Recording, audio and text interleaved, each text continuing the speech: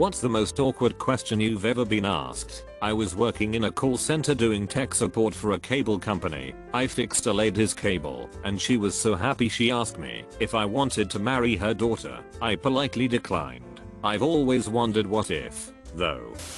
You look strong. Can we wrestle? A man in the grocery store. Do you want to marry someone pretty like your sister, my grandmother, while all of us were in one room together? How come you're not black? A 5-year-old asked me this while I was teaching preschool. He was black. My assistant teacher and his one-on-one were also black. They both started laughing while my brain reset itself trying to think of a good answer and also trying not to laugh. After my mom passed, I dropped a ton of weight due to the grieving and depression. I had a few people ask me if I lost weight to get back with my ex. We worked in the same place. He had been the one that started that rumor. It was very uncomfortable. Are you a virgin? Asked by a kid I was babysitting. Later that night, the kid's dad spontaneously kissed me, so it's pretty clear where the kid got that behavior from. Needless to say, I never babysit for our family ever again.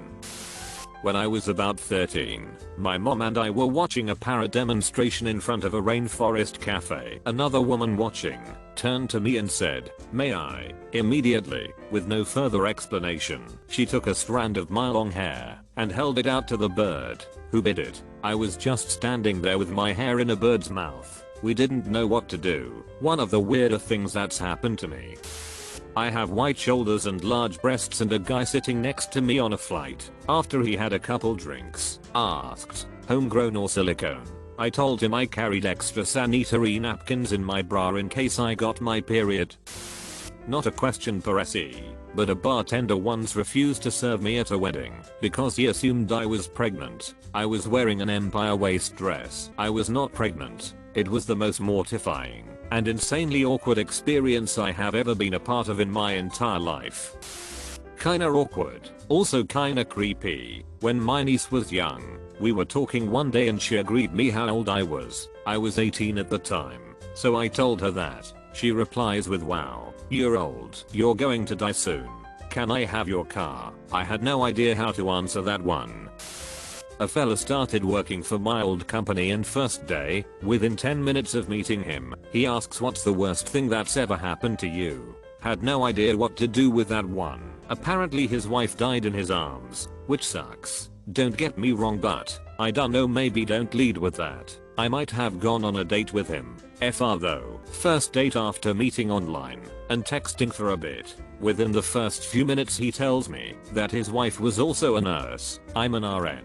And that she even looked like me, then proceeds to tearfully tell me about her dying in his arms from anaphylaxis. I'm feeling a lot of empathy for him, but also rather uncomfortable as I don't know him well enough for all this, and the "you look a lot like her" had me worried. Said empathy was rapidly shifted to my "this person is not well, they're a patient" mindset when he awkwardly explained that he was crushingly lonely and ashamed of himself for being horny because he felt he was betraying her still point. So he asked me out as it felt less wrong in his grief-drowned heart. He basically wanted pity, intimacy, and for someone to hold him while he cried. I couldn't be that as I was fresh out of a horribly controlling and abusive relationship. So I became his nurse. I told him to go home and allow himself to grieve with his nearly adult children. He wasn't being brave and strong for them. He was showing them the lie that he had begun to move on and was doing okay. Told him to delete his dating profile because he was not ready for it, and it was not wise to trust strangers with his most vulnerable self. My parting shot was begging him to get himself and his kids grief counseling.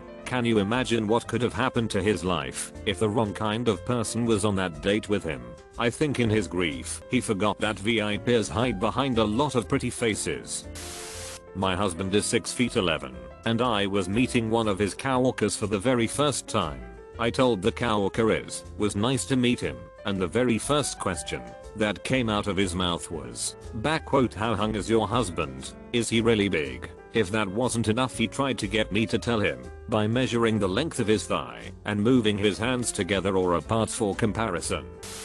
A job interview I was at one time. The vice president asked me if I was married. I said no, and then he said, "Why not?" Not a "family man." How interesting. I was 22 and had just graduated college. Within minutes of the start of a first date with a lawyer, I googled you, and your parents' divorce trial came up. Don't you think the court should have sealed those records because you were a minor at the time? My brother asked me if I had feelings for his girlfriend. I had to look at him in the eyes and tell him no and hope I didn't come off hesitant or awkward. A colleague asked where I go tanning. My ethnicity would tell you I was born with brown skin. Oh my god. Growing up I lived in a very white suburban area. In the morning before school during high school, my friend group would gather in the library. One day, one of my friends, who is admittedly not the brightest, asked our other friend, who is black, how do you stay so tan during the winter? Everyone was like, how old is your baby now? Asked by the doctor who told me my baby died at 29 weeks and held her after I delivered her. I don't see that doctor anymore.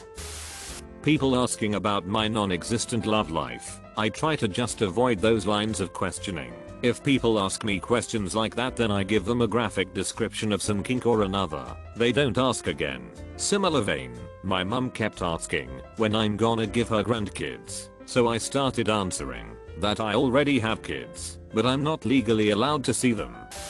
I was living with my BF at the time in my aunt and uncle's vacation house, and when they came to visit they noticed a water stain on the ceiling and realized it was coming from the upstairs bathroom. My uncle asked in front of my aunt and a neighbor that had come to visit if it was from us having rough intimacy in the bathtub. It was from him installing the bathtub poorly.